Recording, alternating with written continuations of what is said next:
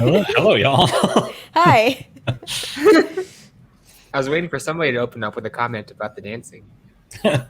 No, I just got super excited to have secret chat. This sounds so weird because I'm just like, oh yeah, secret chat for no one else to see. Secret chat.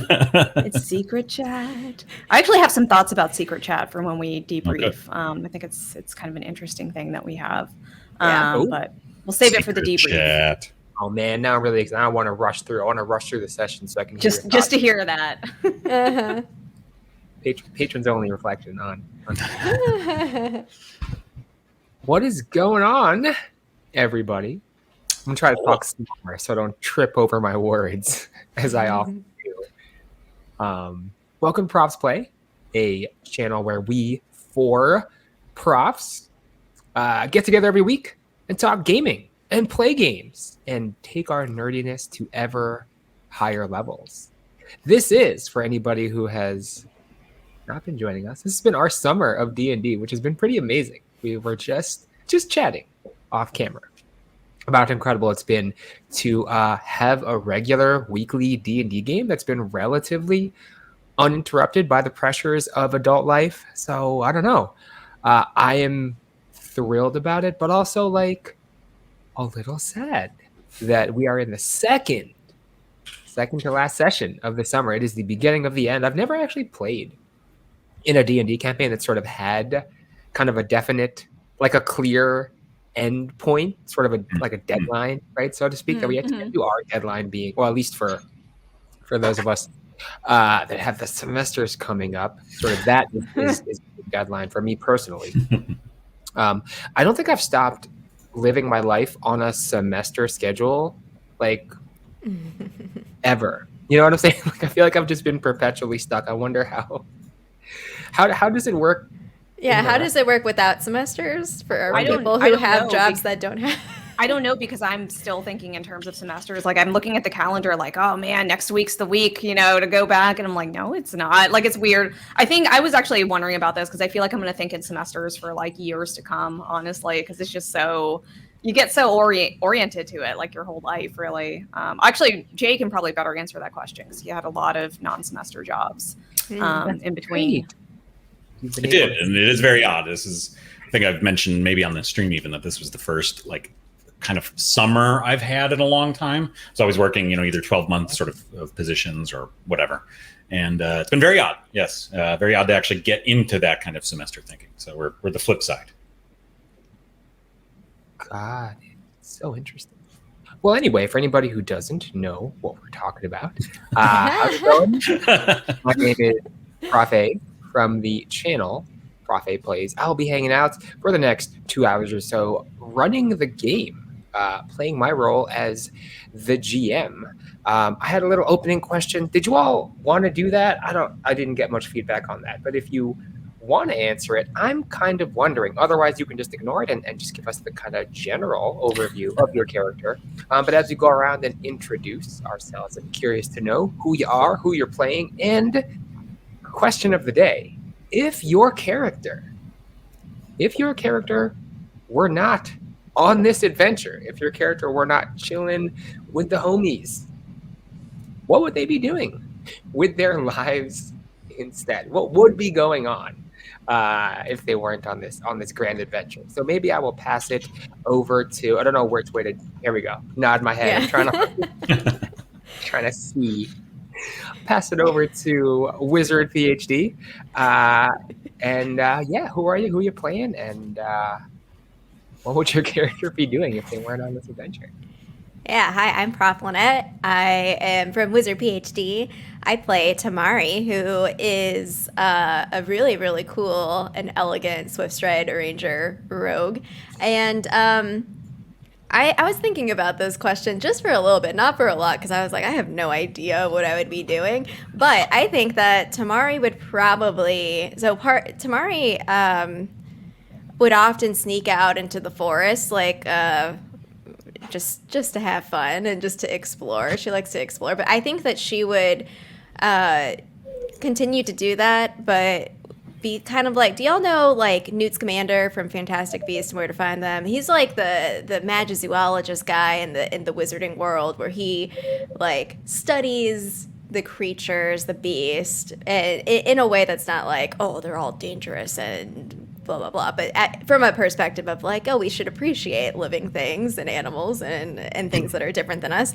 So I think that she would want to make friends and study. I don't know, study is that not the right word, but like make friends with the animals and be in the forest a lot. I think that she would just like to chill with other creatures and show off her cat moves, I guess, too. I like it. I like it a lot. Should I pass it? I'll pass it down. Sweet. Simple way. Hello. Gravity works. Hello. Yes. I'm Jay Plays Games. I'm playing Tenju Loon, who is an older sort of farmer who's been on this quest. And I think the simplest answer, I suppose, is that he would probably still be farming. Loon didn't have any real ambition, other than to protect his farmland, his home, and pass it on to his child and stuff to keep kind of the family tradition going and things like that. There was no real call in his life until his son died, and after years of arguing and debating and like sort of a sudden shift from his son towards the sort of traditional and seeking the way and stuff, that was sort of the call for him. So I think without that call, he probably would just be farming essentially, and handling sheep apparently better than handling his friends falling in sewers and things like that. He could move those animals very well. I have a follow-up question. Would you say that Loon would be a wine connoisseur, or do you think that just happened due to the stress of us? Oh my God, that tea is sorry. That tea has scalded my tongue. That tea is so hot. No, I think chat, and that was the cue to drink. Right. Yeah. I don't know. No, I think that was definitely like his passion or his way of relaxing or something like that was the wine drinking. I think he's been exposed to more opportunities on this journey. Really, he only got sort of the supplies when he would go a couple times a year to bring various harvests into the city and stuff. So he would go to Bina's tea house and others and Buwan's terrible wine and stuff. So, but essentially would just sort of drink it at home. So this has been a great opportunity to indulge, I think, maybe a little more and a little variety. So thank you for your follow-up questions. And then I will now pass it over. I have to remember which way is which. There we go. Yeah, we got to get ready off, for though, you can see where I'm. The new season. We need to do some off-stream practicing, so we can come in with like crazy passes for next season. So yeah, I think what Liren would want to be doing is just like being a healer in his village and kind of doing the things that he thought were his destiny, essentially. But with magic fading, that would have not been an option for him. So I think if he hadn't met the fellow adventurers, then I think he'd be trying to like figure out what's going on with magic in the world, but like with no direction whatsoever. And also, given his sort of ignorance of how valuable he is as a bounty, probably would have been kidnapped a lot sooner than he was without someone to rescue him. So I think it's a huge net positive for Liren that he has these traveling companions. This is gonna like turn into just straight up character interviews because I just like love hearing about it. I don't know. I'm still mining for character information, even though we're like wrapping up the chapter soon. Not to make too much of a deal out of that, but it is something that's been on my mind a lot. All right, well, we are jumping right back in where we left off, but as we often do, we're gonna throw on a quick video just to give people a sense of the setting, the flavor, if you will, of the world, a little bit of a background on the campaign. Of course, you can always catch up on our videos on YouTube. Same name, ProfsPlay on YouTube if you want to catch our past content. Other than that, we'll throw on our video, we'll do a super quick recap, and then it's on for the day. Super quick disclaimer, as always. Hi, Fisticuff. How's it going? That is not the disclaimer, but hello. For anybody who pops in and is active in chat and happen to notice that we may not be quite as active in responding, that's only because we are kind of focused on one another and trying to make the experience as immersive and present as possible. It is our hope that our fun will become your fun. Or do I want to say that the other way around? Make your fun our fun. Anyway, we're going to try to have the best time we can. And thank you for coming along for the ride. Any other quick things, announcements before we jump in? No. Let's go. Well, alrighty. Let's do it.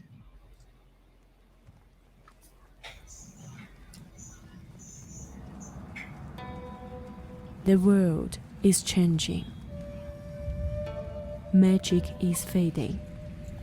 And with it, the old ways. Outsiders have come to these lands, wielding weapons of thunder and smoke. They bring knowledge, they say, but at what cost? The strength of our dreams is fading. Even the ghosts of our ancestors are silent. Yet, all is not lost. There are whispers that a new magic is growing. More and more storytellers in the tea houses speak of these wonders. Tales of warriors who soar through the sky like birds. Creatures of living metal rising from the earth. Some even believe the ways of the ancients are waiting to be reborn. It is into this changing world that our heroes have been thrust. Will they be the ones to preserve the old magic in the new age of machines? Will they seek to restore harmony in the time of growing chaos? Or will they seize the opportunity to gain power untold? This is a new age, an age of storms.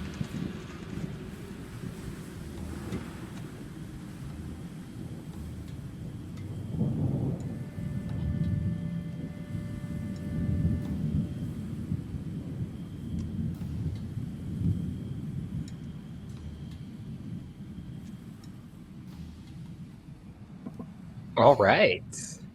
Who's got a recap for today? Oh wait, where's our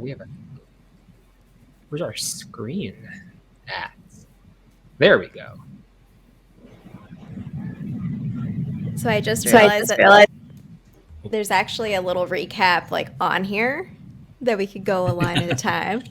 Only because I really appreciate the way that your little tiny descriptions. So, part 1, Tamari reunites with Liren. Fun times. I'm on the ship. Yeah, we were at the docks. We left on a cliffhanger from the previous one where you had boarded the ship and confronted. I stepped on a creaky board. I tried to be sneaky. Par for the course for this group. Cracking under pressure. Under pressure. Yeah. All right, part 2. Loon turns up the heat. So I was attempting to distract the guards and give you a reason. I heard shouting. The confrontation was building in the ship, and I could hear that. I couldn't kind of hear what was going on, but I could hear things were not going terribly well. So in an attempt to distract, I wanted to start maybe a small fire. You set the on the thing ship. on fire. And maybe accidentally set the docks on fire. Yeah, the dock went on fire. Well, Whoops. right, yeah. Rolling a 2, cracking under pressure when it counts most was, again, par for the course here. Then we have Liren offers a breath of fresh air. Very nice. Okay, sorry. I think I finally found it. Yeah. Yeah, that I mean, you got out. Didn't you get out at that point? Or I don't know. Liren was tied up. Yeah. There are 3 people there. And Tamari was stressed in general. That was my reference to Liren's breath weapon. Liren tried to kaiju out and just made his hands big after using his breath weapon, but big enough to burst through the ropes that bound him. And then it was time to fight. Well, yeah, she like knew who we were, and she was like, "Oh, you're the huntress's new favorite." And then she called Loon the drunkard. Like that's your superhero name, the drunkard. Yeah, you get to be kaiju and cool, do things, and I start docks on fires after drunkenly missing my throws. Yeah, it's good. I mean, chaos reigns supreme. I think the battle went pretty well. Mm-hmm. Yeah, it was good. And the place where I think both Loon and Tamari felt like maybe we should not have let the Crimson Thorn go. I don't know if that was a great idea. She swore we would never see her again, but...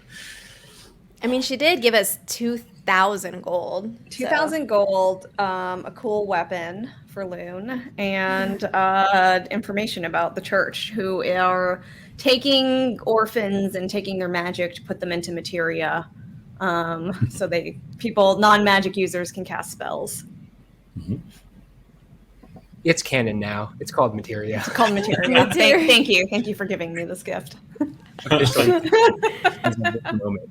I love it. Is there an all materia so that we can tie it and then link we can it? make everything AoE. Yeah, totally. Yeah, it's the secret to FF7, right? It's just put everything all. Shit, that would be a good TT. Oh yeah. Oh wait, we can cuss because it's summer. It's summer. That would be a really cool TTRPG system, like materia, and you get abilities. Okay. Cool. All right, think about it. Come back for ProfsPlay D&D Chapter 2, where it's just Final Fantasy 7. Oh, speaking of Final Fantasy, just to make this marginally relevant, I know we're in D&D mode here, but really quickly, I just read that the port of the original Final Fantasy VII is leaving Game Pass soon. It's currently on Game Pass. If you've never played the original, which is still, I think, a fantastic and weird game, it's on Game Pass for a limited time. So if you're a Game Pass member, go play it because I think it's worth it. And Sweater, you played both old and the first chapter of Remake recently. You have thoughts?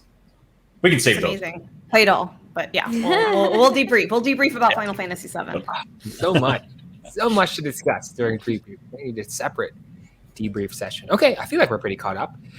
So at this point, you find yourselves reunited. Very exciting.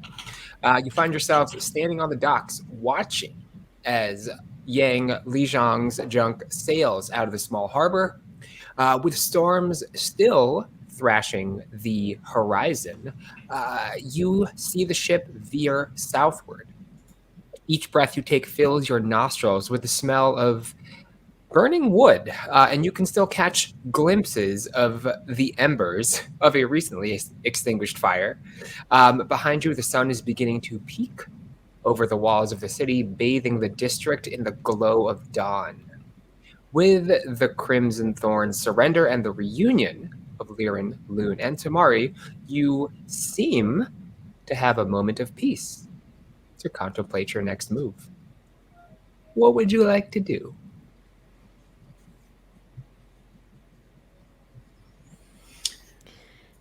Wait, where are we? Are we in a safe right spot? Next to Venus. Oh yeah. You're in a true. safe spot, chilling on the docks at the moment. I mean, I wouldn't mind eating. I would also not mind eating. She makes an amazing fish stew that's good for breakfast. I look at Liren and nod, knowing. No, Liren has a look of hunger in his eyes. Who knows how many hours it's been at this point? Yeah, let's head over. All right. I think we can just use the general city map. I can do that. And we are moving. Oh, I realized what went wrong here, by the way. I realized why I accidentally erased everything. Oh, you were right. You were like literally right next to me. Very nice. I know where Venus is. Don't worry. Yep. Got that route memorized. Yeah, it's memorized. I love it. All right. In a few moments, you find yourselves seated at a table full of the finest selections from the tea house. I can describe the smells for you if you want, but you can imagine. You can imagine after the pitched battle, after the rescue, after Lyran's dream sequence, the food is just extra scrumptious. And all around you, patrons mill beginning to come in and out of the establishment, quietly chatting, but not nearly at the level of the raucous patrons you experience at the Westgate Tavern. It's a much more reserved crowd this morning. Have we seen any sort of guard activity or anything? I mean, the dock was on fire. Has that raised any alarm among the guard or the dock workers? You do notice, the dock workers weren't. Everybody had gone home for the day, so we're like kind of just at the tip of dawn.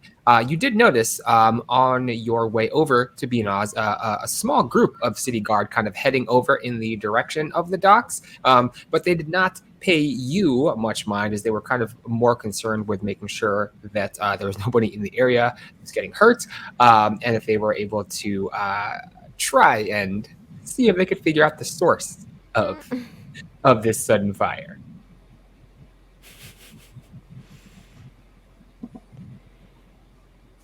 So I'll while we're eating, I'll like lean kind of closer to the others and talk in a little lower voice. So, shall we? I do not like these church people. I think. Remember, we were in the place, Lyran, you were kind of like out of it for some of it, but don't the sewers go underneath toward the church? All I remember from that time is falling a great distance. Oh, yeah.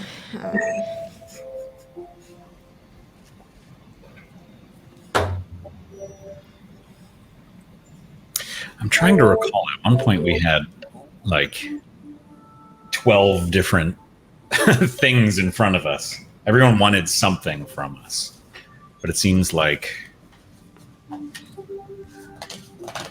checking my notes. It's like the real world. Yeah, I know. All these demands on your time. We need some adventurer self-care. Set those boundaries. That's what the tea is for in the tea house. Main quests only for the next 6 months. Words to live by. I believe we must act on this information that we have been given about our the goings on in the church. We simply cannot let this happen. Are you all in agreement with me? Well, yeah, but what should we do? I mean, there's a couple things. There's the overall taking down the church, and then we gotta help the kids who are already captured there and have them escape. We gotta free people. It occurs to me that they do not know that we know of their nefarious doings, and we were invited there. So I suppose another question is whether we should walk in the front door. Oh. So my concern also, though, is that a couple of those people seem to have wanted to kidnap you. Yes, I am now realizing how popular of an asset I am. Oh, by the way, and Lyran takes like a huge like just picks up a bowl and just like finishes it off. And he says, I don't really know how to say this, so I'm just going to say it. when I was asleep, I went into a magical realm, and also my grandma was there. And I think I can also shape reality in a number of significant and insignificant ways. And in the dream, that was also reality. I was fighting a giant monster, and I myself became giant, you see, and it became very tiny. And also, my grandmother was there. Did I mention that? And I thought I was dead for a while, but she said, no, this is just the dreaming world. It was all very strange. It's hard to describe. It's like an actual dream. It's hard to capture what was interesting about it. And Laren just kind of trails off, and he says, "But does that make sense?" Whoa, I just Lyran. I just have this image of just like Lyran with the conspiracy board behind him. Yeah, like there's all this just like stuff. mid chew, Like grandma. Red's twine between things. Yeah, totally. All right, continue. So, I mean, sometimes I have wild dreams too. No, friend. This was different because I was very large in the dream, and you see, when we got back to reality, I tried to get very large. Oh. Wait, And so it you did can not. Well, it did not work, but my hands got very large for a moment. So I think I'm progressing in the right direction. So when you say you can shape reality, so you can get large, what other things do you mean by shape reality?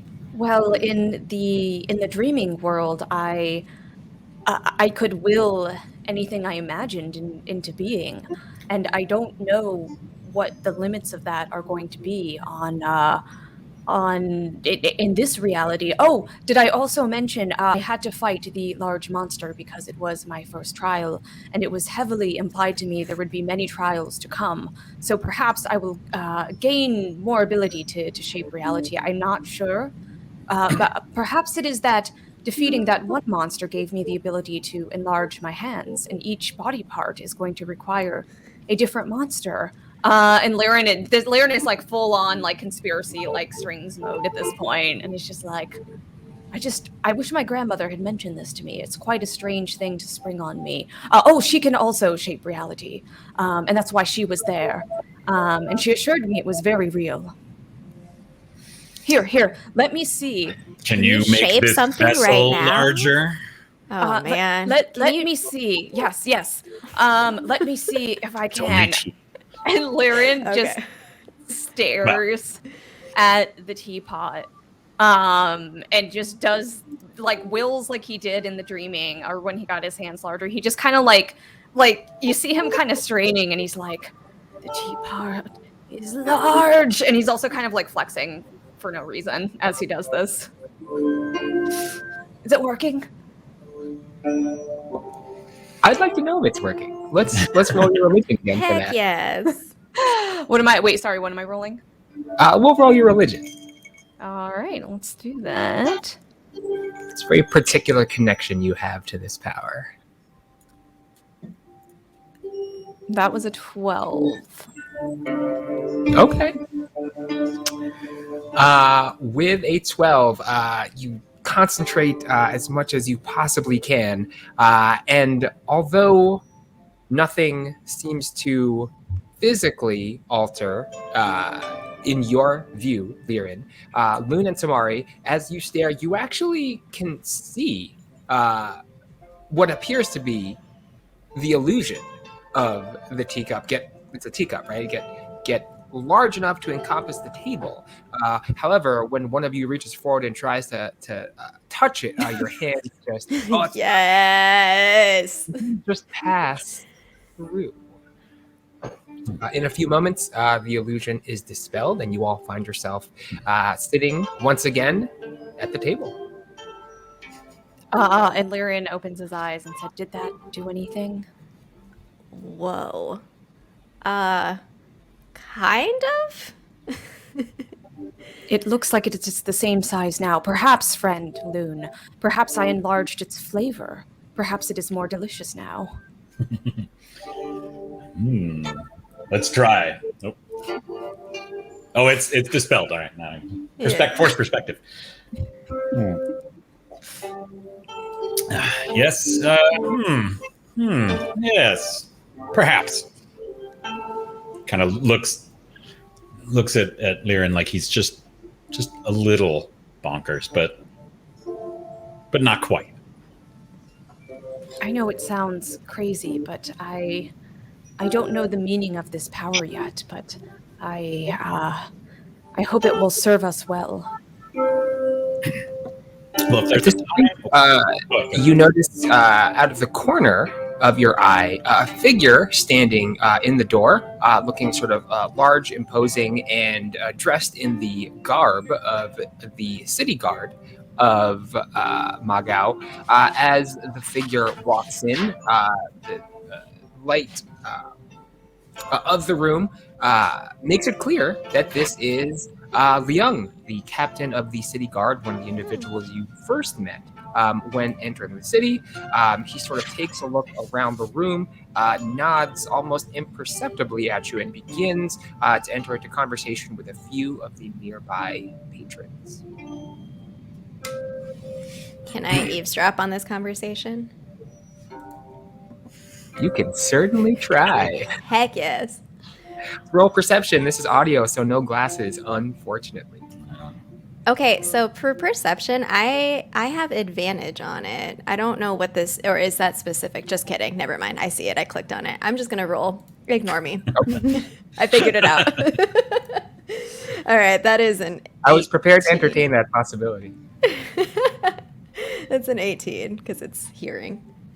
Oh, with an 18, it is crystal clear to you that Liang, while also trying to be as polite as he possibly can and non-accusatory as he possibly can, is attempting to ask anybody about the recent potential arson that seems to have occurred in the Docks district. Most of the people, actually all of the people, that as you listen to the conversation over the next couple of minutes, nobody seems to have any idea what he was talking about, although there are a few folks that reported seeing a fire emerge out of seemingly nowhere, but nobody seems to have any idea how it got started or how it even got put out. So I'll turn and whisper to them and say, they're looking for the person who started the fire. Loon, why do you suddenly look shifty? Do you know why everything was on fire? I don't know who could have done such a thing.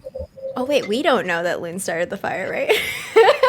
I don't think you said I that. couldn't remember if you were there. Oh yeah, that's true. Yes. Who could have been so careless at such a convenient time for us?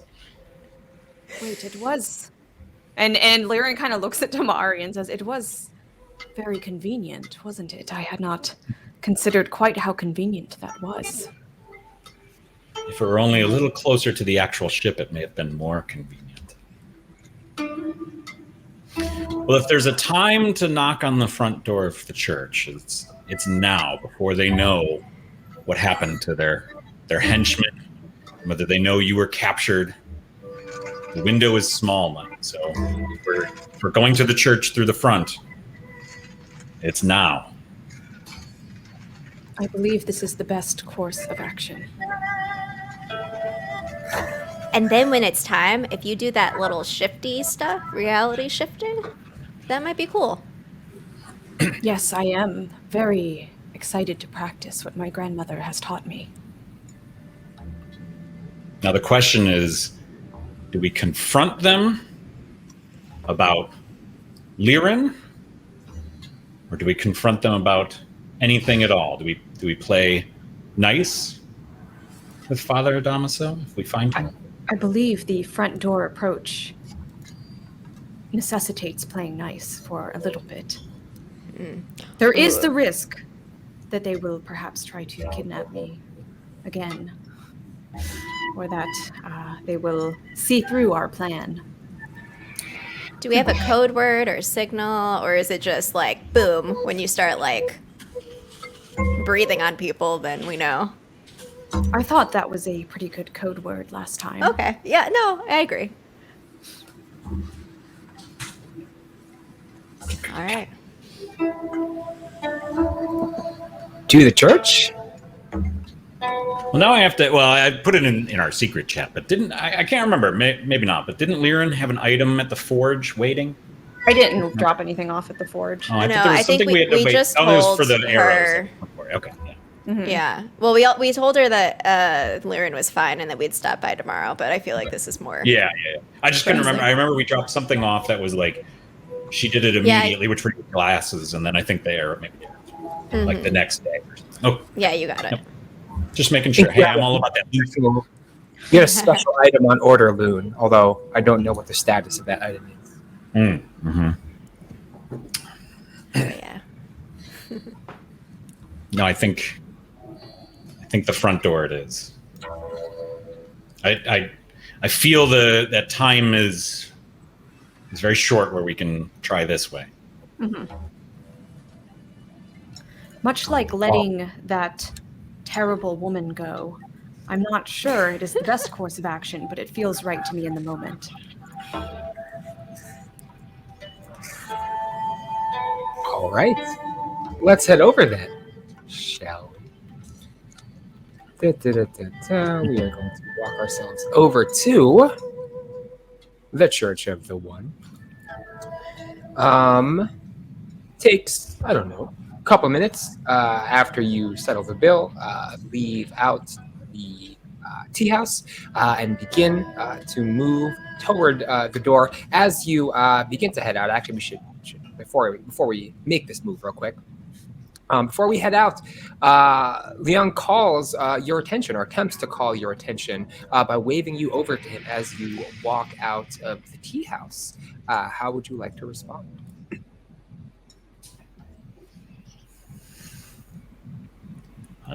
A nod, Just a nod and a shuffle. friendly wave. He also kind of begins to quicken his pace and moves towards you and says, Hey, I'm really sorry about this. If you don't mind waiting for a second. I just had a couple of quick questions for you all since you're new in town. He pauses.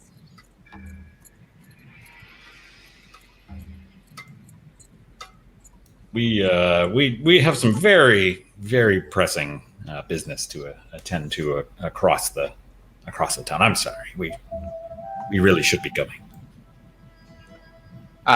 Go ahead and roll a persuasion check, if you would please. Can someone else say these things? I've got a -2 modifier on persuade. I believe in you. I believe. Come on, Nat 20. Let's go. You're allowed to help each other. You're allowed to support each other in these moments. I will add on, you know how the markets are very busy at this time. We're hoping to get a little bit ahead of the crowd. Roll it with advantage, Loon. This is a very strong rationale. All right, so you'll have to help me again on roll 20. How do I roll it with advantage? Just roll it twice. I'll roll it twice. That's right. Okay. So, a 4 and an 11. Okay. All right. With an 11, he listens intently to your words. He sighs deeply and says, all right, I get it. And as you kind of begin to move toward the exit once again, he calls out from behind your back. But if you hear anything about accidents happening in the docks, make sure to come let me know at the headquarters of the city guard. And his voice is, you're still moving as he's speaking. So his voice is just kind of fading into the background. He looks a little awkward, just kind of talking into the air at nobody. So he turns around and once again begins speaking to questioning other patrons. He's like an NPC, like he's just like on this like Yeah. unless we're in the room. Still It's like Skyrim. Yeah. Make that I could have played that dragon. Oh, yeah. Skyrim walking in and out of into and out of the furniture. Okay, all right, that's good. All right, at this point now, you find yourself at the steps of the Church of the One. It is somewhat of an imposing structure, very different in architecture to many of the temples you are used to looking at. You can see there are stained glass windows, lots of light kind of shining into very large, somewhat imposing double doors at the front of the church. What would you like to do? Is there anyone? I was gonna say, was there anyone sort of like greeting people or even guarding the entrance? It's still pretty early, so not as yet. There are no services happening, not for another few hours, and so the area around the church is relatively quiet. This did not work well last time, but I was raised to knock on doors before entering.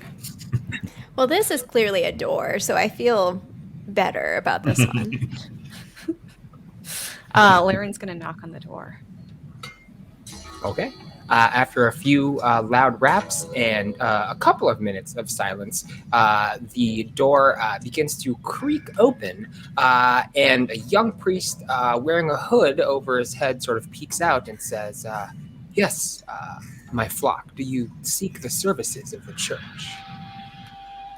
We were actually done a favor by somebody in the church recently, and we just wanted to come by and give our gratitude. I'm guessing you refer to Father Damaso, the young priest says. He is a man that many people look to for leadership. Lucky enough for you, he is indeed up this early in the day. Please, come in. I will take you to him. I need gestures for you to follow inside.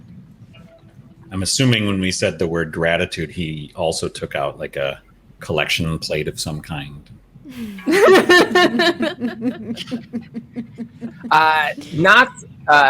doesn't have one sort of on his person, but you can see just behind him, there certainly is one situated very prominently near the center of the space. I'm gonna follow him, but I'm gonna be kind of scoping, like doing a scope out as we walk in of the space. Tamari? Yeah, Tamari's just looking for doors as well, but I will be following. Just doors specifically. Okay. And Lou? I will also be following sort of at the rear and really looking to see if I see any people, especially shadows or archways or anything. Looking more for people than anything. Cool. What am I looking for? Looking for something. Maybe this one. All right. You enter into the large church, and there we go. And you see, you are met with sort of a wide open space. There we go. Wide open space, bathed in light. There are not many people inside, Jay, since you are looking specifically for people. There are not many people, but there are a few priests that are kind of milling about, cleaning, preparing the room for what evidently maybe some services later in the day. As you follow, the priest does not say anything out loud, but just sort of nods his head toward a collection basket situated in the middle of the room. Looking around, Tamari and Liren, you notice so there is behind you sort of the big double doors or the main entrance of the church. Toward the back of the room, you see two arched doorways that are behind a large altar. And all around you are a series of benches, evidently meant for congregants to sit during these services. In a few moments, the priest leads you through one of the archways and into a small office in the back where Father Damaso is sitting at a desk, quietly writing into what looks to be a small book. What would you like to do?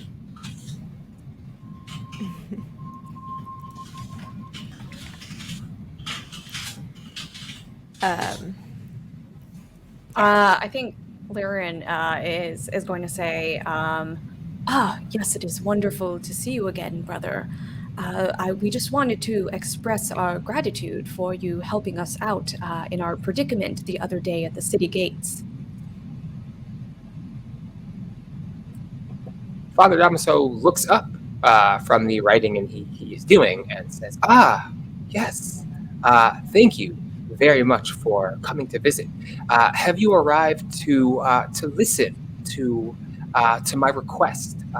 The church does quite a bit for the people of the city, and yet we occasionally find ourselves also in need of aid and support from fine and capable individuals such as yourself. Yes, please. We are in your debt. The really quickly is what is Father Damaso's sort of?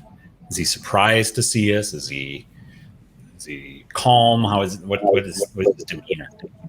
Very good question, but I will ask you to roll for insight to see. He does. Oh, I do have a +3 for that. He seems to be doing an admirable. If he's feeling anything internally, he's doing an admirable job of concealing that on the outside. Let's see if you can pierce that veil a little bit. All right, here goes. Oh, hold on. Insight was that? Oh, all right. So that's a 15, I think. Sorry about that. Tell me the roll again. That was a 15. Ooh, a 15. Okay. It is almost imperceptible, but there are just a few telltale signs of surprise and almost a little bit of agitation in his voice. Again, the passing casual observer would not have noticed it, but there is something in his body language that gives away a little bit of tension. I want to see how many rings he has on his hands. The hand that is on the table and writing has 5. Oh. 2 on the ring finger, and then the other 3 fingers. He has a thumb, by the way. I'm not doing a great job of describing the human hand here. But the thumb, what I'm trying to say is the thumb doesn't have a ring. Have one, yeah. I got it. I read your mind. That's good. The thumbless father. Okay. On the hand that's visible. Mm-hmm. After sort of noticing that sort of agitation, I think I can sort of catch Tamari's eyes, right, and just very subtly give a little nod, a little eyebrow, cueing her in.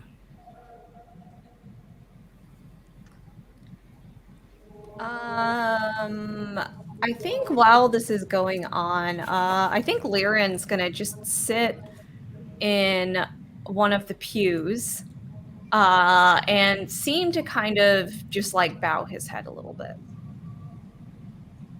And as he does that, he is going to try and sense using one of the 5 natures, which is a new thing that he can do.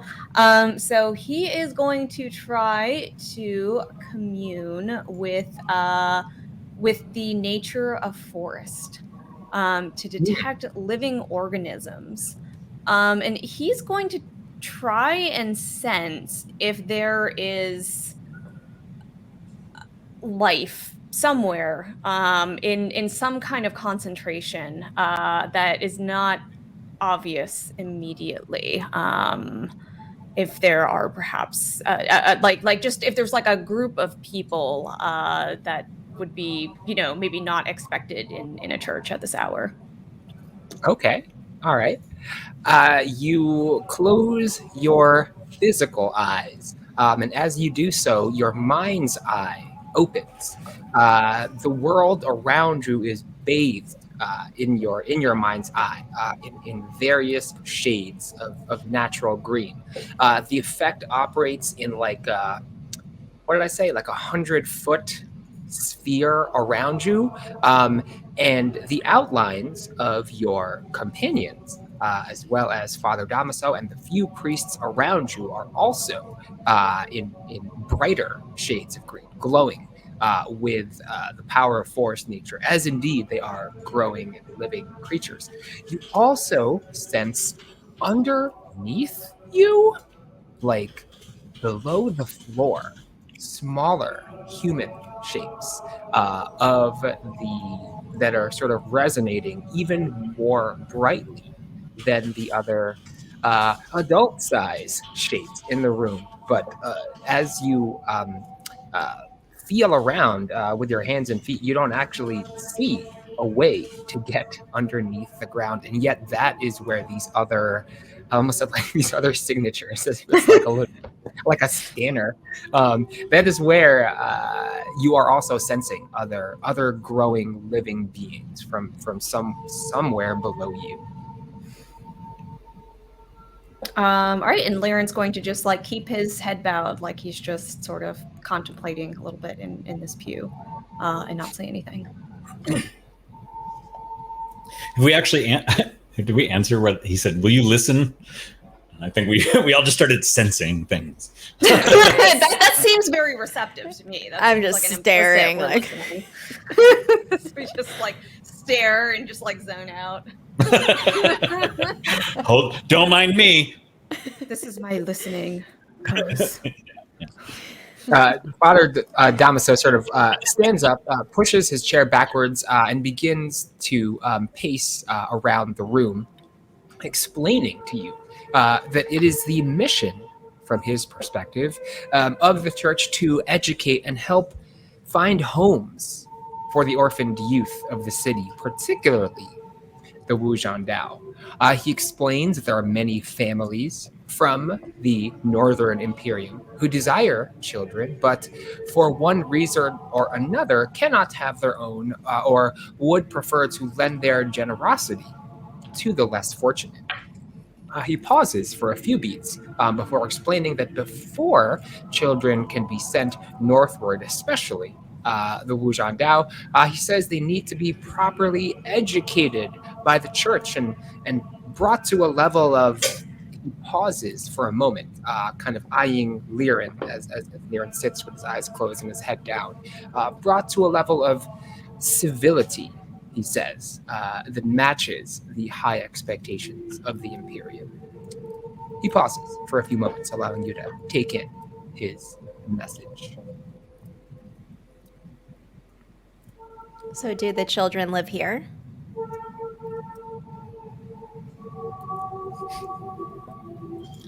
They do not live in the church, he explains, but we do have several small complexes around, small houses where the orphans are able to live, and a small school building where they can study as well, he says. Liren is like he's still just kind of like staying in his pose with his eyes closed, and he's just like, what does this education look like? Father Damaso sort of, even though it's just sort of the four of you in conversation, kind of lowers his voice, looks a little furtively around and says, well, I'm sure you are of the educated sort, he says. And so it is really very much again, he thinks, perhaps trying to choose his words carefully, it is the somewhat backward belief system of many people in this area that preclude them from understanding the message of the Almighty Creator and the role we all have in serving Him, Father Damaso explains. The lessons are, you could say, a combination of the teachings of the church as well as a few practical life skills, he says. I see. Liren responds, but a close observer, probably Tamari or Loon, who know him very well, would probably notice he's very, very tense right now. He's like kind of balling his fist a little bit, digging his claws into his palms. Sorry, I have the Arthur meme in my head now. Yes. Exactly like that. Exactly like that. Maybe, you know what? When we post this on YouTube, maybe I'll do a little post edit, because I think that we just need that to appear on screen as having this explanation. You need the conspiracy theory red string behind you, and then the Arthur meme. It's our most meme-tastic session yet. Loon, somewhat, just gruffly, just kind of looking around, and has never seen this kind of opulence, kind of before. Just sort of gruffly says, and what does this have to do with us? Yes, Father Damaso says at last, after a few moments of silence. I'm glad you asked. You see, we are a relatively small group here in Magao. Of course, the center of power in the church is in the Northern Imperium, with the Council of Seven. As such, we do not have as many eyes and ears in the city as we would prefer. So all that I would ask is that if you happen to come across any young children, young orphans, young souls in need of support from the church, he says, that you bring them here to me. I have but a meager reward to offer, but you will sleep well at night, he says, knowing that you've changed the lives of children and saved them from... he sort of looks out the window with a little bit of disgust in his face, turns back to you after straightening it, and says, the savagery of these lands.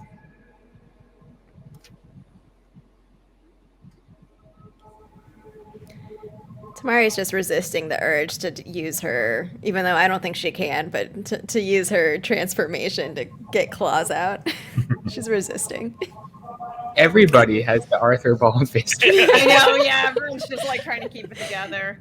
Is there anyone that we should talk to if we do encounter any of these children? They need homes. That makes sense. He explains to you, you could approach any of our priests, and I think you can tell them apart from the others by their white and gold robes. But I would strongly encourage you to bring the children directly to me, he says. I have a way of making them feel more comfortable, he says to you. I would love to meet some of these children you are helping. You said they live nearby. I would love to see that with the beauty of this church. I would love to see what kind of accommodations you have for them. I'm sure they are quite comfortable. There is a flash of panic that just sort of moves across his face very briefly, and then again he comports himself. I can have a tour arranged for you, he says, but it may have to be later in the day. The children are young, you see, and at this time, they're all still sleeping. It can be difficult for me to constantly be bringing new adults, new strangers around them. But if you could come back in a few hours, we could certainly arrange for you to meet a few of our young model students, he says. Of course, yes, we will. We have other matters to attend to in the meantime, I believe. And Loon quietly under his breath says, I wish I still had my torch. I mean, I will be in touch. Father Damaso sort of turns to you and says, yes, please. Once again, while this may not feel like an urgent mission to most individuals. To me and my priests here, it is the calling that drives our lives, he says. Please return with any news whatsoever of any children that are in need of aid. And with that, he returns to a desk, takes out his quill, prepares his book in front of him before looking up to you and asking, is there anything else I can do or share with you that may be of service at this time, he says.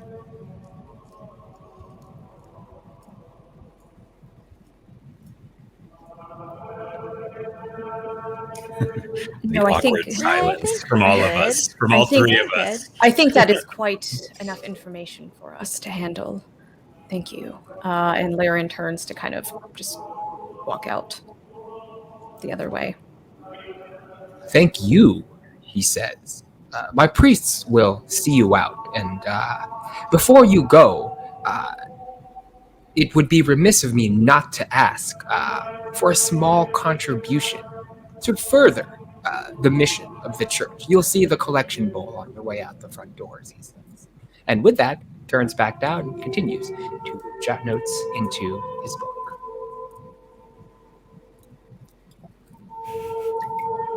As Laren is walking out, he's once again going to try and just look around. Now he's specifically looking for like anything sus and like revolving bookcase / trapdoor looking. I don't know how many of those he's seen in his time, but just see if there's any kind of like maybe not immediately obvious like doors or anything as he's kind of walking out. Okay.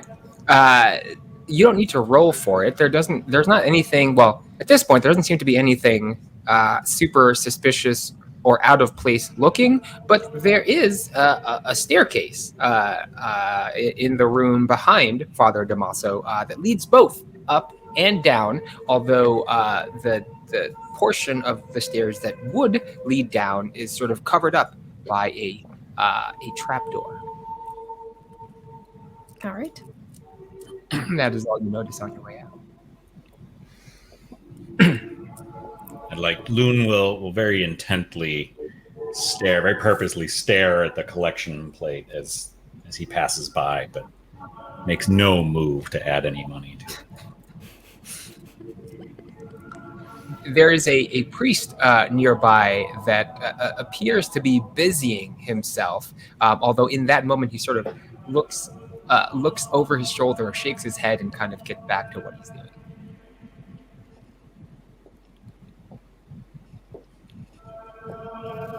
So I think the move is to regroup outside. Mm-hmm. I think it's clear to all of us that we all have something to say to each other. You know, the eyes darting back and forth to each other. Meaningful glances. Yeah. So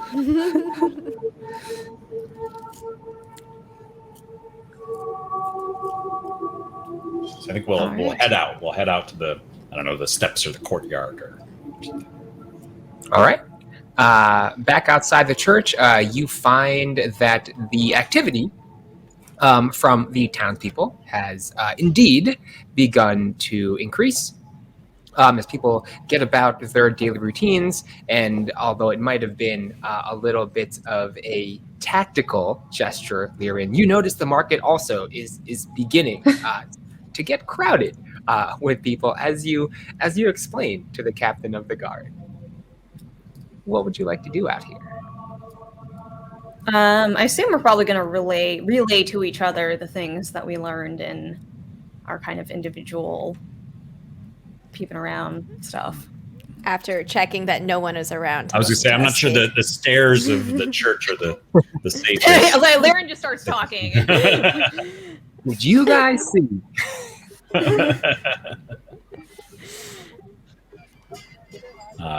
Should we go to the inn, or where shall we go? I think we should. I'm curious how Reza is doing, and I also think that the temple might be the safest. We gotta go back to it. We never went to the temple to help.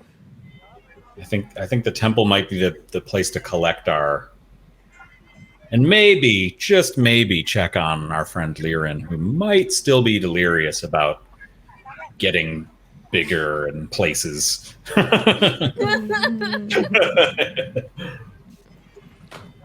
Various beginnings. So Loon's going to suggest heading towards the temple.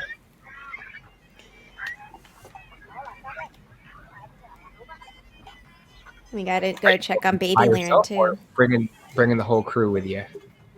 I think all of us. I think. Yeah, I'm I think, coming. Yeah, Loon says, we need a place safer than this.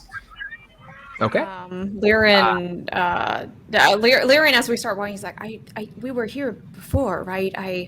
My memories are so fuzzy yeah. from He doesn't. all of the things that after I channeled your son, Loon, everything after that, other than falling a great distance in the sewers, comes only in flashes to me.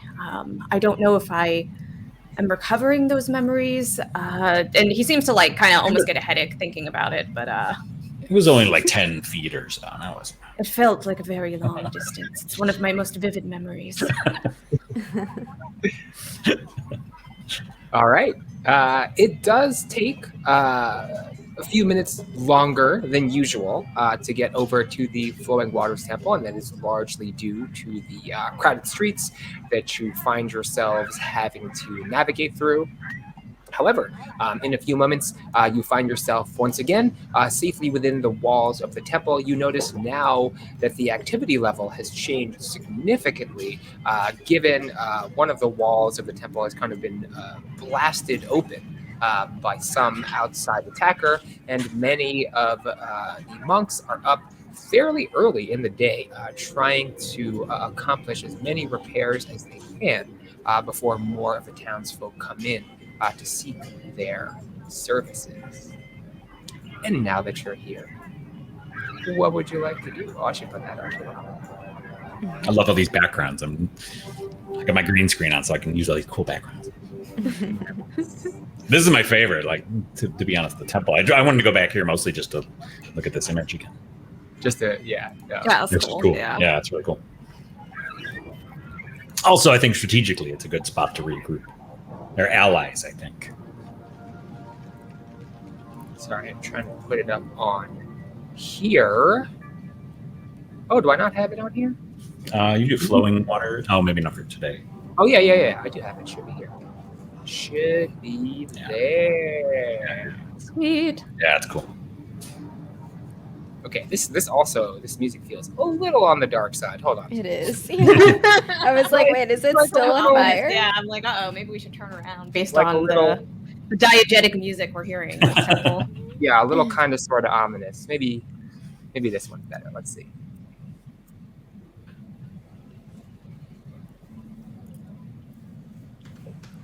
As you enter at this point, you see no immediate sign of Toki or Reza, the two Dragonborn that you had met earlier in your adventure. However, at this point, you also note that, or at least two of you, Tamari and Loon, you note that you've been up basically all night. Liren, you actually did get some sleep. So the two of you are going to take now one level of exhaustion. Damn it. This moment, everything that's happened over the course of the last 24 hours.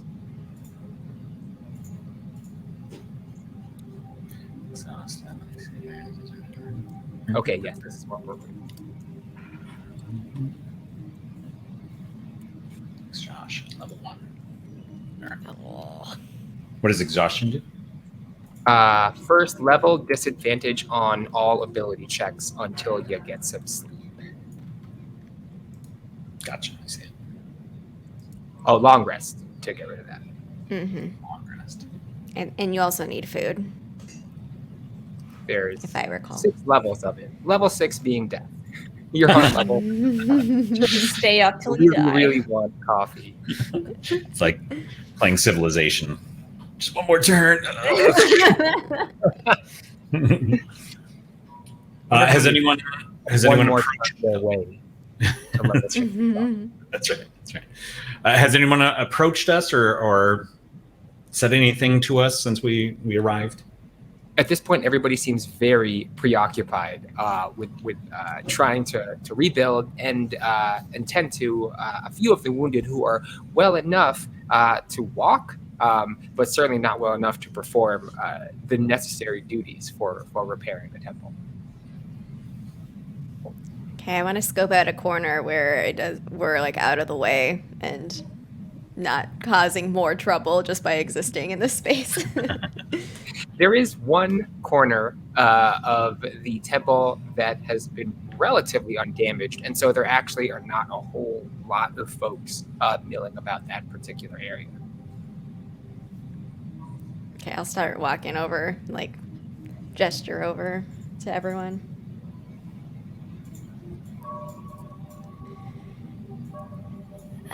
Yeah, so that was fun. I forgot that he was like, oh, you owe me something or whatever. I guess like he let us through, but I did forget that he wanted something in return. Yes, it was a little awkward.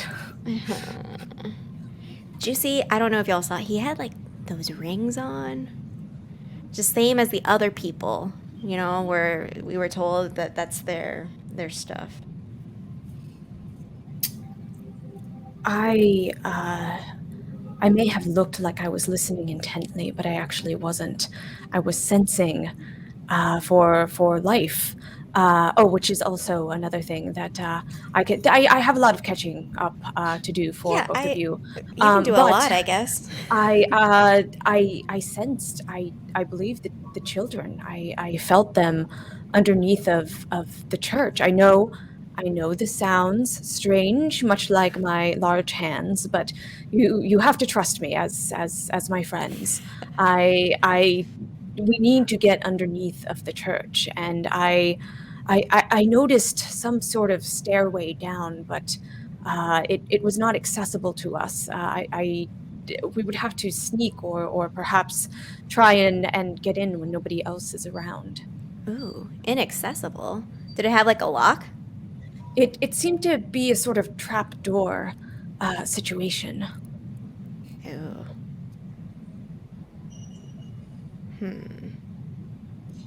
Well, okay, let me think.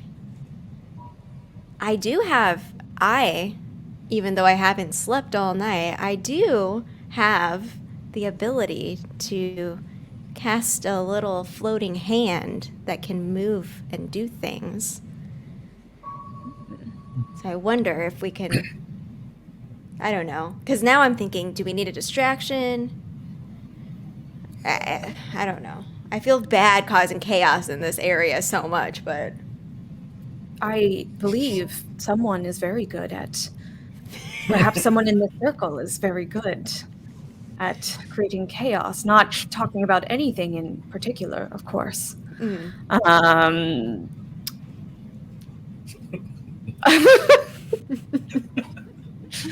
Moon just sort of doesn't hear that. An uneasy tension settles into the air between Liren and Loon. I must be honest, when he was talking about helping the children, I almost tore into him right there. It was very hard to restrain myself, but I realized if we do that, we won't learn anything. We must save these children that are in the church now, but we also must figure out what their plan is moving forward. They seem to want to harness the magic of my people, of all of our people, to do what? To conquer? I don't know. We have to stop them. Whatever they're doing, we have to stop them, but I don't understand what their plan is.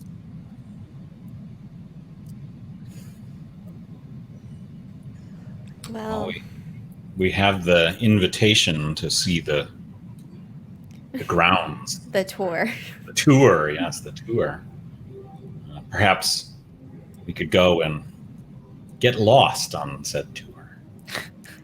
It's just 3 of us, though. I think they would know if we got lost. I do not know if they would take us to the underground area where they are being held, though. I do not trust that they would give us a tour of that particular area and whatever is happening down there.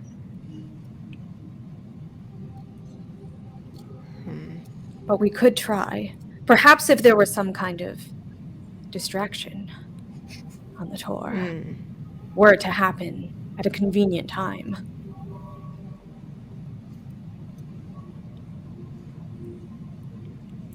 So I have an invisible hand. Ooh, I can shape water. I can try to make it slip again.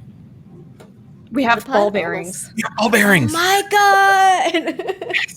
We do indeed. You're just gonna build a Rube Goldberg machine. The floating hand will chuck ball bearings at That's right. people. That's right. Very wet ball bearings. Wet ball bearings.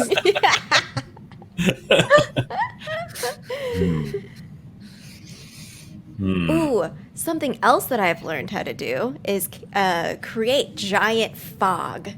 I know that I feel like I'm a little delirious because I haven't slept, so some of these ideas might sound. You do look very tired. You both look very, very tired. Do you think you should perhaps take a nap? I mean, I would love to take a nap.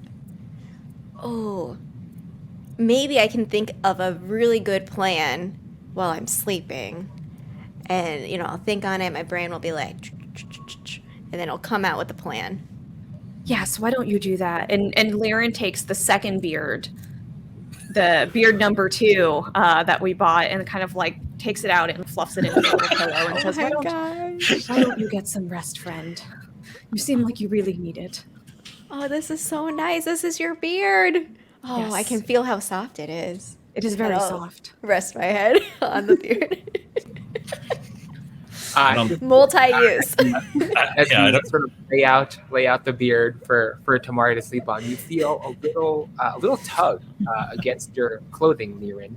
You look down and you notice there's a small dragonborn with a very kind of large bandage wrapped around his chest, kind of looking up at you wide-eyed and says, "You're awake." And his sort of mouth is agape in wonder.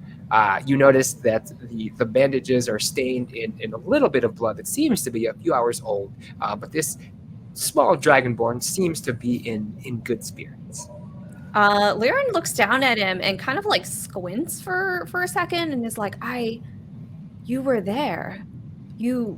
I've met you before. The small dragonborn looks up and says, "Yeah, my name's Reza," he says, and he sort of looks a little ashen-faced for a moment. He says, "I was supposed to help you," he says. I thought I could do it.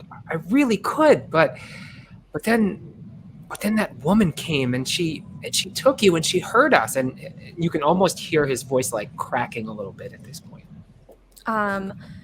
Laren says, "No, I remember you. I remember you trying to help me. I'm sorry you saw the state I was in, and my memories are very fuzzy. But it seems like you fought very bravely here. It seems like I would not be alive were it not for you." He sort of shrugs his shoulders and says, "I'm a lover, not a fighter, I guess." And he pauses for a few minutes. "I don't really know what that means, but I heard someone say it one time, and I thought it sounded good."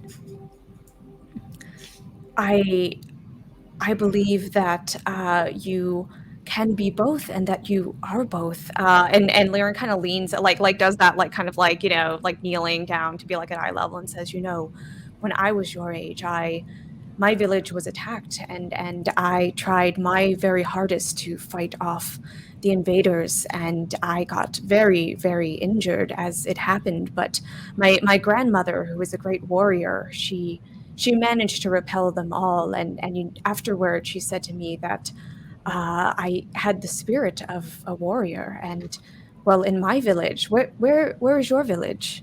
Where are you from?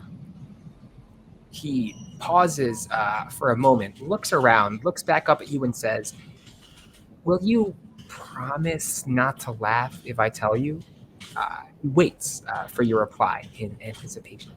Of course I won't. Okay, he says, I'm going to tell you. So, Toki and I, we're from the desert. We're from the middle of the great northern desert. There's a small settlement of shapers up there. And I know it sounds crazy, and I know everybody says that you can't go into the desert, but that's where we live, and that's where we came from, he explains. I believe you. I am learning many things that I did not know before over these past few days. You never stop learning. Well, I don't know your customs, but in my village, you would be considered a great warrior after what you have done. And I would like to honor you as such. And he puts like his hands on like the tiny shoulders and says, from this day forward, you are a warrior of the Water Village. Thank you so much for your bravery. You can sort of see his posture change, sort of their chest sort of puffs up a little bit. They push their chin up, and then almost immediately afterwards, they clutch their stomach once again and exclaim, "Ow, ow, oh, sorry, but thanks." But maybe stick with the loving more than the fighting for now while you recover. After a few seconds, the taller Dragonborn companion of this young one comes walking up behind. It says, "Greetings once again to the three of you, and thank you for coming to visit young Reza. As you might imagine, she says, try to keep him out of sight, especially from people who may try to harm him. And as such, he doesn't get many visitors," Toki explains. Liren definitely has that expression, or has this energy of like, when you meet someone, you don't know whether to say like, "Good, nice to meet you," or "nice to see you again." Like he's definitely got that vibe right now. He's like, "Oh, Toki, yes, Toki." Like he does not remember her quite as much. She sort of puts up a gesture, trying to sort of comfort and dispel the tensions of the situation, and says, No, I understand. It has been a strange several hours for us as well, and it just feels like life has been getting harder. Her voice trails off. Yes, it has been quite an eventful few days, as you can see. And Liren kind of nods over to Mari sleeping on the beard. Toki looks at you. Would your companion feel more comfortable in a bed, perhaps? She asks. I think that she would probably prefer that, yes. And at that suggestion, Reza, the small dragonborn, starts to gently nudge Tamari, trying to urge her awake.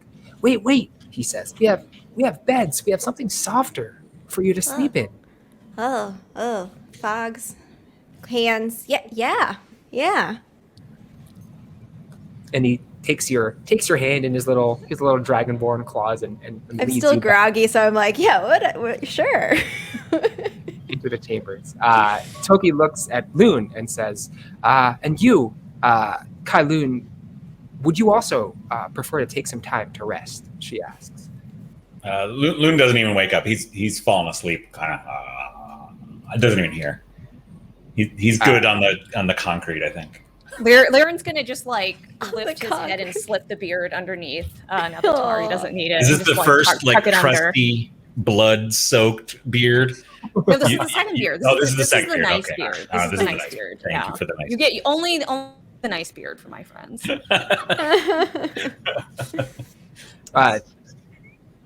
Toki sort of squats down and looks at the beard that Loon has sort of as a pillow and says, down in the south, you have interesting customs, she says. But who am I to judge? He says, we too have our own quirks as peoples of the desert. And Liren says, oh, this is We do have strange customs. Yes, not. It's just realizing it's not worth it to explain this beard situation. She begins to turn and walk toward the direction that Reza led Tamari in and says, I will keep watch over your companion. You are welcome to stay here in the temple as well. And if there are healing services, minor ones, she says, to be sure that we can help with, please don't hesitate to let any of us know, she mentions. Yes, of course. And Liren's gonna just try one more time to poke Loon to see if he wants to get up, and finds him unresponsive and says, "Sleep well, friend," and kind of backs away. Like an airplane, trying to sleep on an airplane. There are a few of the monks in the area that are trying to repair, kind of stop what they're doing, because the Loon's snoring actually seems to be kind of elevated above the sounds of lifting rocks and hammering into the wall. But after they note that it's just a person passed out in the middle of the temple floor, they kind of get back to work. That actually does happen here in my household, so just so you know. Verisimilitude here. That's right. That's right. You play what you know. I mean, a drunk snoring guy. Whoa. So Liren, I think, wants to just ask Toki a little bit about the desert shapers. I heard a little bit just now about it. Did you come from the desert? She says, yes. And as a fellow shaper, I'm sure you'd understand. Unbelievable as it might sound, she explains, I have indeed come, along with Reza from the Great Northern Desert. There are just a small group of us up there. We stand guard at the ruins of Seng Ao Ma, the temple of High Noon, she explains. I did not know. I had heard of shapers living there a long time ago. I did not know that we still had kin up there. Are you all right in the city? I found it to be not entirely friendly to me since I've been here. She looks at you with sort of a nod of recognition. I understand what you mean, she says. And as for the temple, I know it's been long abandoned, and not many feel that it needs to be watched over. However, especially with the arrival of the Northern Imperium in the recent decades, our people strongly sense that there are artifacts within the temple the Imperium would love to get their hands on. And she pauses for a moment. It is not something my people and I can allow, she says. Of course not. I would be happy to support you in this mission, and my village would as well, I'm sure. We have been facing the same foes, so I am very heartened to hear that we have allies working with us. She sort of, as she listens, she leans forward, listening intently, and says, actually, it was the work of your people and the people of the Water Temple that brought us southward. It is the healing arts that I intend for Reza to study. And because the majority of us in the desert are shapers of fire, it just did not feel like the proper place for Reza to learn the ways of healing. Oh, of course. I can certainly give word to my village. They would be happy to receive you. We always welcome those who would like to learn our ways of shaping. But I certainly wouldn't mind giving him a little lesson whenever he's feeling better, just to start him off, perhaps. She says, I would, she pauses, we would deeply appreciate this. We cannot travel in the open, as you might imagine. There are, she pauses, individuals with the Church of the One who seem to revel in the taking of children of the Wuzhan Dao. It is not something I feel I can protect Reza from, at least not myself, she says. Yes, do you, we have heard about this, well, quite directly, and we actually are hoping to, well, put whatever stop to it we can. Do you know anything about how they take children, or what do you know about this? Please tell me so that we might be able to stop it as much as we possibly can. She guides you to a quieter corner of the open temple floor and explains, it's actually something I've been thinking about for some time, she says. I have done my own exploring of the city, you see, and there is another way to enter into the catacombs beneath the church. However, that way is fraught with danger, you see. The sewers underneath Magao, this is mainly where many of the city's alchemists discard their experiments, and many of the mixtures have had rather interesting effects on the local fauna, many of which have developed a liking to the subterranean caverns, she says. That certainly sounds ominous, but thank you for the heads up. Do you have any tips for passing through the sewers? I recognize the sounds and probably is a terrible idea, but were we to attempt such a thing, do you have any advice for us? She pauses, thinking carefully. The best thing I would say is bring light and make as little noise as possible. The creatures, as you know, of our land, they are neither good nor evil. They are not subject to the moralities of people. However, they are hungry, she says, and they are always looking for fresh prey. So bring light, be silent, and perhaps arm yourselves if you are preparing to make that descent. Well, thank you very much. I will relay all of this to my companions when they awaken from their much-needed slumber. Then I think Lyran's just going to kind of chill while they're napping. Maybe, the people that are needing help over there or something, maybe see if he can, carry some bricks or whatever. I was going to ask if we should fast forward a little bit to everybody eventually waking up. No, we're going to do it in real time. All right, we've got a 3-hour nap. 8 hours later. 8 hours. At this point in the day, you've sort of Liren has spent some time helping with repairs to the temple. Tamari and Loon very slowly but surely begin to wake from their slumbers, feeling refreshed, feeling strong, feeling ready to meet, well, whatever little is left of the day. It's probably getting to be near sunset again with our rather strange sleeping schedule. Kind of like summer academics. Art imitates life. Yeah. Speaking of playing what we know. Yeah, you play what you know, right? Yeah. The temple's activities have also begun to wind down, and the wall that has been blasted open, thanks to Liren's help, is actually very, very close to being fully repaired.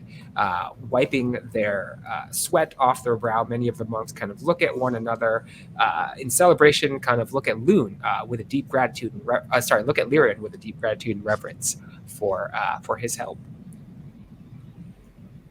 Liren says, any time. And thank you. I don't remember what happened here, but thank you all for keeping me alive, as I understand. They nod to you, and one of them steps forward and says, we are a temple of peace, Kai Liren, but if necessary, we can learn to defend ourselves. Turns away and kind of begins to walk toward the resting chambers where Tamari had been sleeping. Loon is just kind of at this point you don't have much control over how you sleep, so you're just kind of starfished at this point, like in the middle of the you're trying to step carefully around your limbs. Oh my gosh.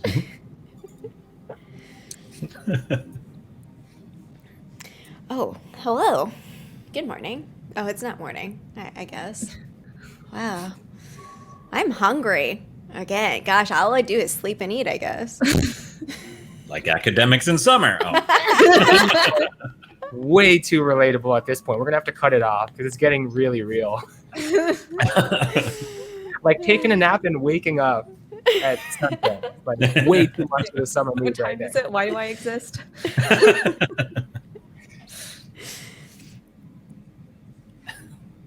Wait, is Luna or where? I'm Loon's awake. Loon's kind I'm of awake. groggily, really licking his parched lips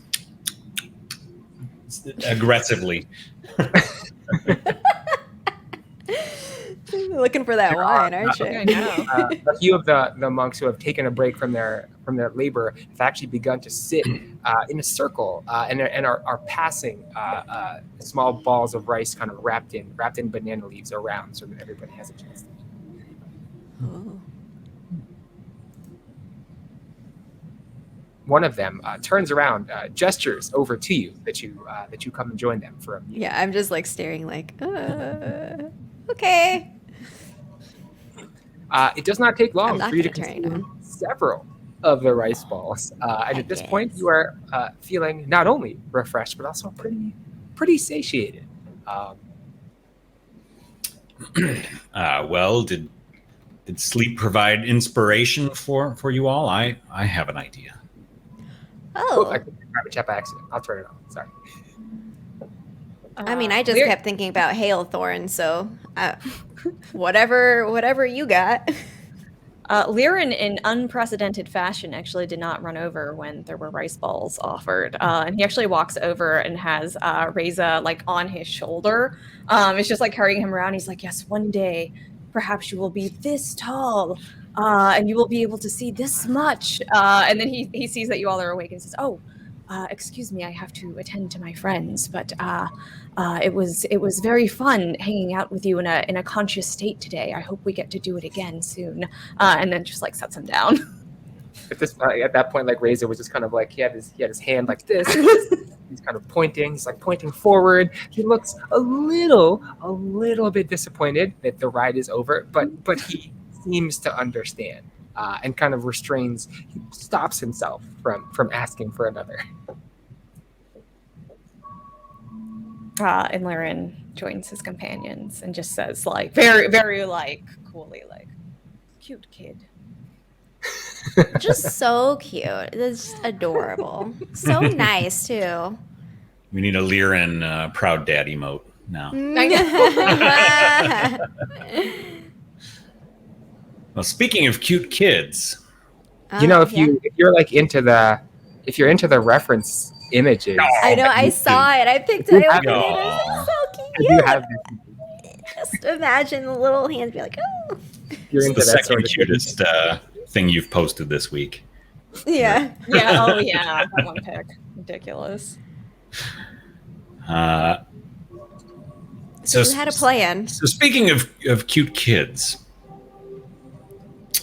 maybe we could find a volunteer child to come with us and make our way back as an excuse to get back into the church. I'm not sure we can step back without doing. You want to endanger a child? I mean,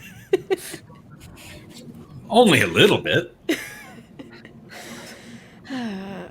I just glance at Liren like, are you hearing this? I am having trouble getting larger in this reality, but I wonder if I could get very small. And Liren just kind of like just like lowers his head and just kind of is like, maybe if I just can keep going in this direction. I could be small enough to pass as a child. Yeah, think about Reza be like, okay, tiny. And Liren once again just closes his eyes and is just like, I am getting smaller. I am getting smaller this time. Tamari's just like staring, like waiting for something to happen. Let's roll it. Let's roll it. Yeah. As always, we're using your religious, your connection to the spirit world. So go ahead and roll religion, and That is a 14. I would like to see what happens. I should have taken intelligence as my ability score improvement. But yeah, that was a 14. Okay. With a 14, nothing, once again, physically happens to Liren.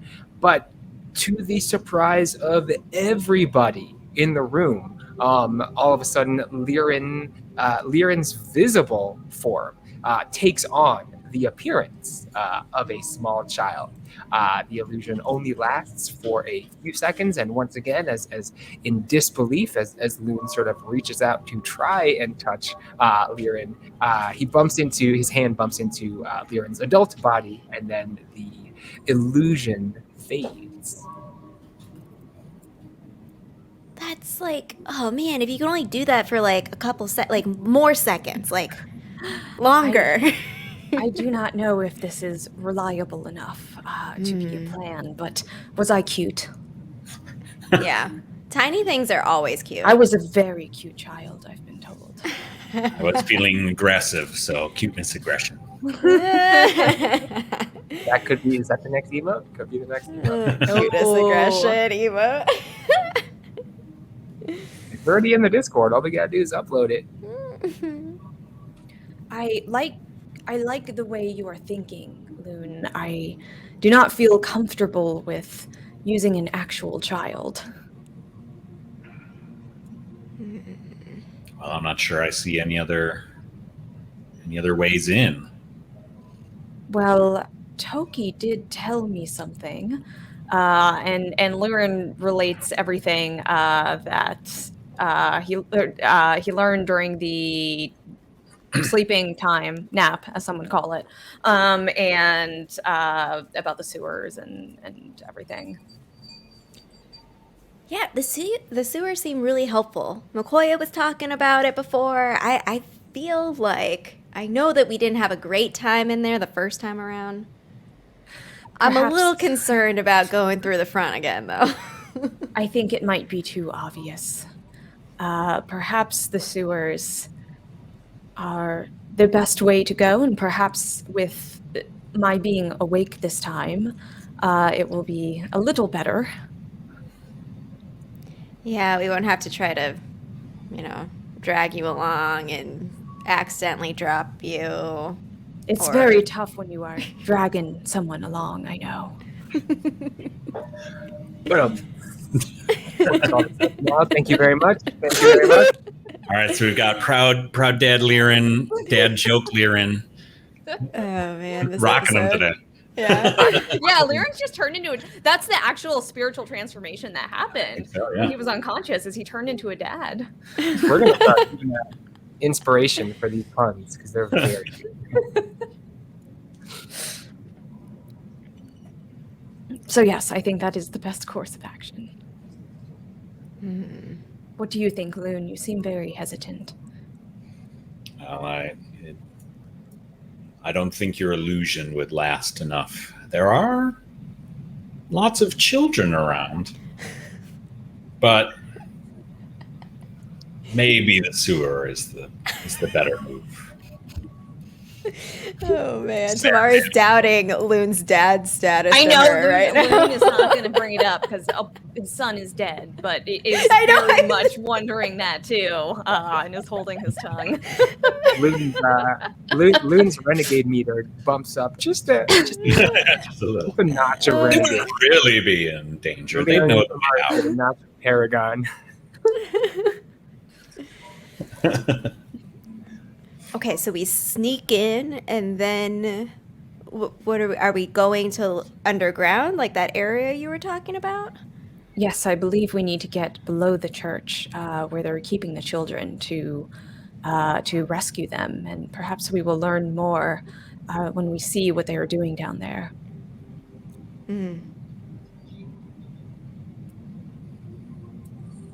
So we're skipping the tour.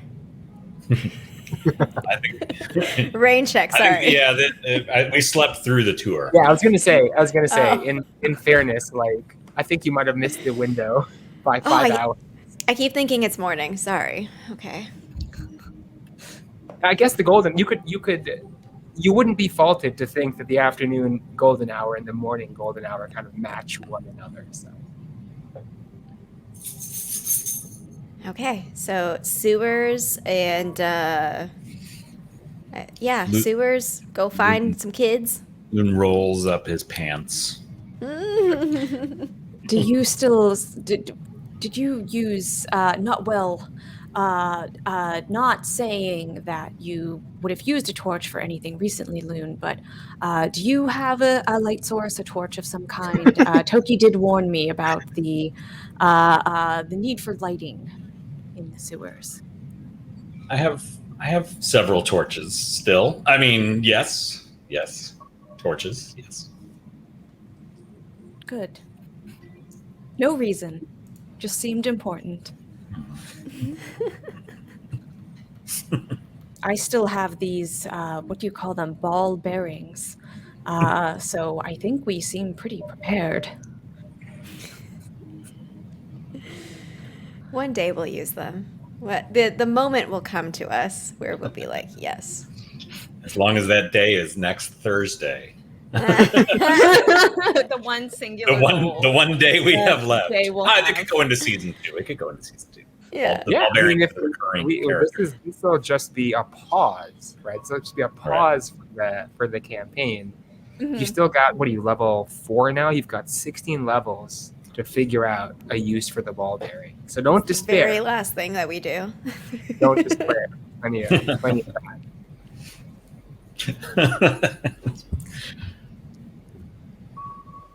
All right. Well, I think to the should we head sewers. to the sewer entrance.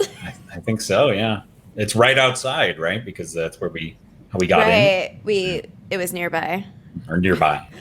Where? So a couple of, I actually don't have them marked on the map very clearly, but there are a couple of ways down. There's the one that you came in through in the docks district, and there's another one that you passed by, and the only reason you realized there was a sewer entrance in the Westgate district is the stench coming from below. So there is one down there, and then there's also one in the market square right outside the church. I could probably, where's the drawing? Could probably mark those up for you, huh? Freehand. So we got like, what do we see? Like hereabouts. Oh, why did I choose black? And thereabouts, we got one like here, and then there's one, actually you can see this one, it's very visible right there. Which of these entrances would you like to use? Oh my goodness. I feel like they might be watching their own entrance, right? Yeah, now I'm like, is it sus that we didn't show up for the tour too? I'm like getting paranoid about that. You lost your spot, by the way. That was forfeited to other guests. Okay, maybe they forgot. So that, there's a no refund waiting policy. around, like You have one tick on the on the do not let these customers reserve future tours list. Well, it's almost evening though, right? Mm-hmm. Is it odd to have just fog to roll by in front of the church? We just go in. seems like the time that fog would roll in. Rolling in from the docks. It's fog mixed with some smoldering smoke particles. Yeah, it's all just totally, meshing together into one conveniently obscuring cloud.